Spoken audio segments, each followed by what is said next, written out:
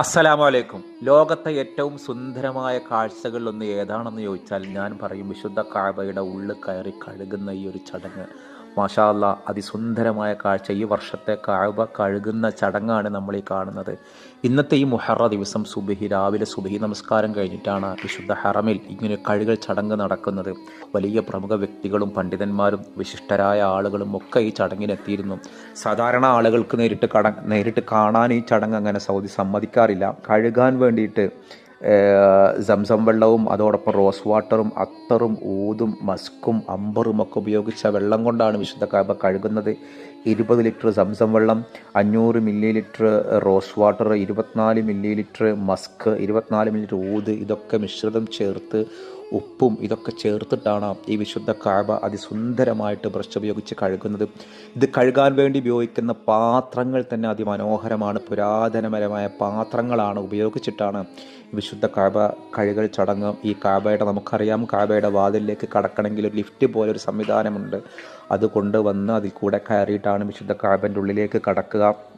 ഈ കഅബയുടെ ഉൾഭാഗത്ത് ചുമരിന് ഒരു 3 മീറ്റർ നീളമാണ്. വിശുദ്ധ കഅബക്ക് 40 അടി നീളവും 35 അടി വീതിയും ഒന്നാണ് ഈ വിശുദ്ധ കഅബ.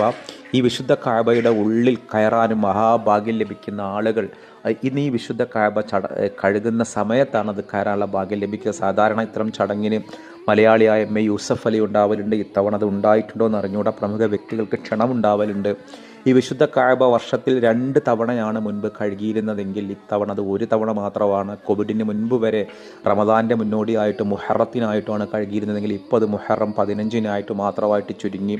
റസൂലുള്ളാഹിയുടെ കാലം മുതൽക്ക് റസൂലുള്ള മക്കം വിജയ സമയത്ത് വന്ന് കഅബ കഴുകുന്നൊരു ചടങ്ങുണ്ടായി. അതിൻ്റെ പിന്തുടർച്ചയായിട്ടാണ് ഇന്നും ഈ കഴുകൽ ചടങ്ങ് നടക്കുന്നത്.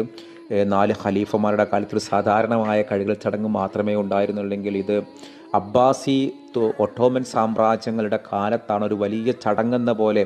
അന്നൊരു കാലത്ത് ഈ തുർക്കിയിലെ അവിടെ നിന്നൊക്കെ ഒട്ടോമൻ തലസ്ഥാന നഗരിയിൽ നിന്ന് വിശിഷ്ടമായ വസ്തുക്കൾ അവിടുന്ന് ഒട്ടകത്തിൻ്റെ മീതെയും കുതിരപ്പുറത്തും വഹിച്ചു കൊണ്ടുവന്ന് വളരെ വലിയ ആഘോഷമായിട്ടാണ് ഈ കഅബ കഴുകൽ ചടങ്ങുണ്ടായിരുന്നത്. ഇന്ന് അങ്ങനെ ഇവിടുന്ന് കൊണ്ടുവരാനൊന്നുമില്ല. പക്ഷേ സൗദിയിലെ ഏറ്റവും സുന്ദരമായ കാഴ്ചകളിലൊന്നാണ് ഈ വിശുദ്ധ കഅബ കഴുകുന്ന ഒരു ചടങ്ങ്. നമ്മുടെ വീഡിയോ കാണുന്ന ആരെങ്കിലും ഇത്തരം ഒരു രംഗം നേരിൽ കാണാൻ ഭാഗ്യം ലഭിച്ച ആളുകളുണ്ടോ? ഇൻഷാ അല്ലാഹ് നമ്മളിതാ ഇവിടെ ഇതിൻ്റെ വീഡിയോ കാണുമ്പോൾ തന്നെ മഹാഭാഗ്യവാന്മാരാണ്.